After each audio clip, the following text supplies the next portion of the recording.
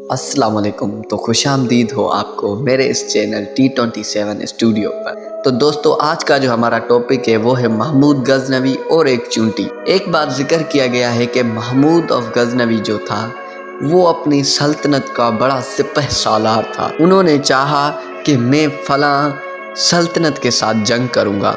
वो एक मर्तबा गए लेकिन उनको शिकस्त हासिल हुई। उन्होंने कहा जिसमें खुदा की मर्ज़ी हो। दूसरी मर्तबा गए, दूसरी मर्तबा भी शिकस्त हासिल हुई। उन्होंने फिर कहा जिसमें खुदा की मर्ज़ी। तीसरी मर्तबा जब शिकस्त हुई फिर भी उन्होंने कहा जैसे खुदा की मर्ज़ी।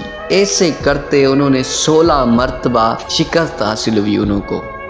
लेकिन इस मर्तबा ये अपनी हिम्मत भी खो बैठे थे, हौसला भी खो बैठे थे और इन्हों के दिमाग में बस ये चीज़ घूम रही थी कि हम हार जाएंगे, हमें कामयाबी हासिल हो ही नहीं सकती। तो महमूद गजनवी इशा की नमाज़ पढ़ रहे थे।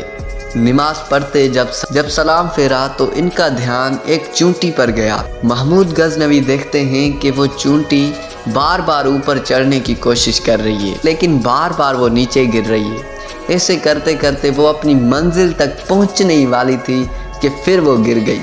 तो महमूद गजनवी को ये ख्याल आया कि अब ये चूंटी नहीं चढ़ेगी, लेकिन उस चूंटी ने हिम्मत नहीं हारी, वो फिर भी चढ़ती गई। जब वो चढ़ती गई तो आखिरी स्टेज पर आई। महमूद गजनी ने सोचा कि इस मर्तबा भी ये गिर जाएगी, लेकिन आखिरी लम्हों में वो चूंटी मकाम पर पहुंच गई। जब महमूद गजनवी ने ये वाक़या देखा तो उसके दिल में ख्याल आया कि खुदा की एक छोटी सी कुदरत जो कि चूंटी है, अगर वो मंजिल हासिल कर सकती है तो मैं क्यों नहीं।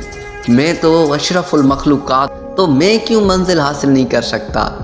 तो उन्होंने क्या किया, उन्होंने फिर से जंग का ऐलान किया और उस सल्तनत से जंग करने जा रहे थे।